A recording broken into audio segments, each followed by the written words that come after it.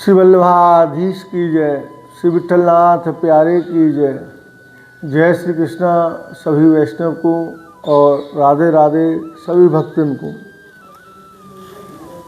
हमारा आज जो YouTube पे हम जो बोले वाले एक वैष्णव को हमारे पास फ़ोन आयो कि मुखिया जी सेवा किस प्रकार से करनी चाहिए।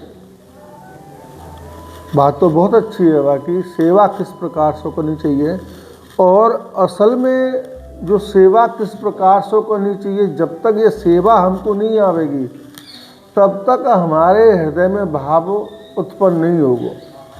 तो भैया उन सबसे मैं ये कहना चाहूँ, सेवा करने से पहले आप पहले उस स्वरूप को समझो कि हम किस स्वरूप में जावे वाले हैं या किस स्वरूप को प्राप्त करने वाले हैं। सेवा करना तो बहुत सहज है, ध्यान रखिए, सेवा करना बहुत सहज है, लेकिन सेवा करके प्रभु को भाव प्राप्त करना बहुत कठिन है। तो भैया जब आपको सेवा करने को मन करे तो पहले मैं आपको एक बात बताऊं, आप प्रभु के जो निज भक्त हुए, निज जन हुए, उन निज जन को संग करके सेवा करवे को उनसों विधि सीखियो। अब यहाँ में आवे कि बहुत से सेवा इस प्रकार से करे कि ये करो वो करो, ये करो वो करो, कि इतना मुकुट पहराओ, ये हार श्रृंगार करो।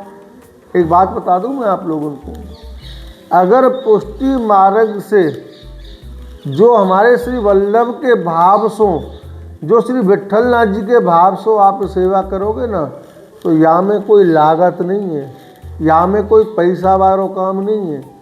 यहाँ में तो जो आपको, जो आपके पास है और जो आपको है वही प्रभु को धरा के आप प्रभु की सेवा करोगे, वही सेवा उत्तम सेवा है। इसलिए श्री महाप्रभु जी ने कही है, श्री वल्लभाचार्य जी ने कही है कि गृह सेवा उत्तम सेवा।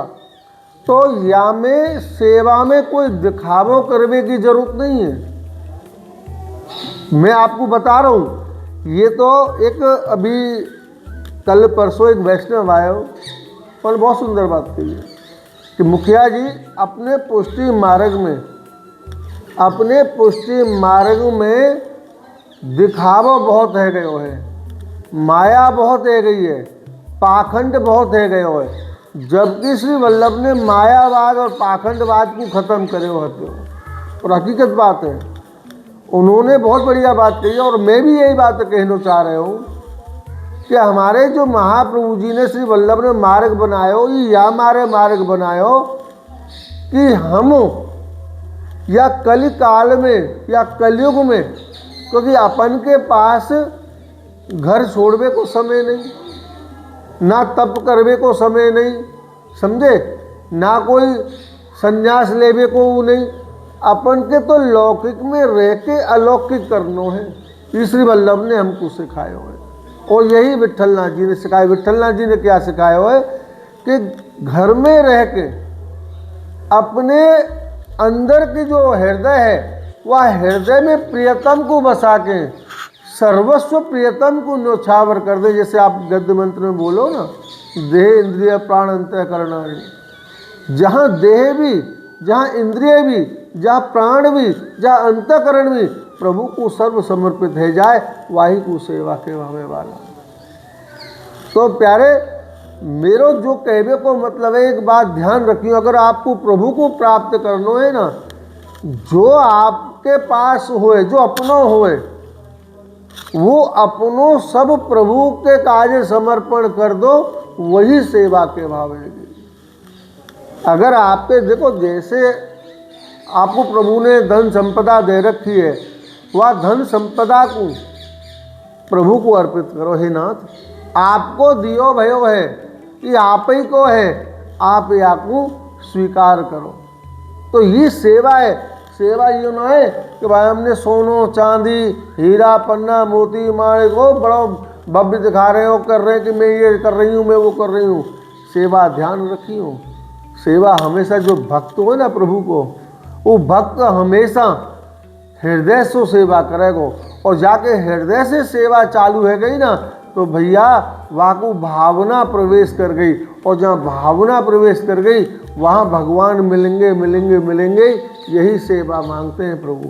प्रभु आपको ना कोई सोनो चांदी हीरा पन्ना मोती माणे कछु ना मांगे, वो केवल क्या मांगे कि जो मैंने तोको दियो है वो तू मोको अर्पण कर दे। जब तू मोको अर्पण कर देगो तो मैं तोको सर्वस्व समर्पण कर दूंगा।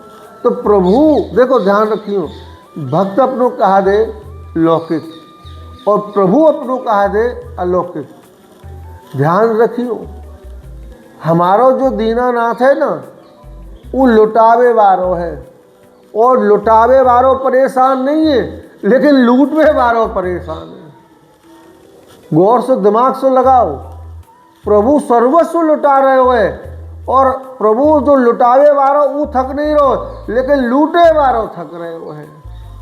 या कहिए ना, राम नाम की लूट है, लूटी जाए तो लूट, अंतकाल पछताओगे जब प्राण जाएंगे छूट। और वाला ध्यान रखियो, ये कलयुग है। और अब जो समय चल रहे हो ना, कलयुग आप भी अपने थोड़ो दिमाग लगा के सोचियो प्यारे, नेक्स्ट देर में तो दिन है जाए और नेक्स्ट देर में रात है जाए।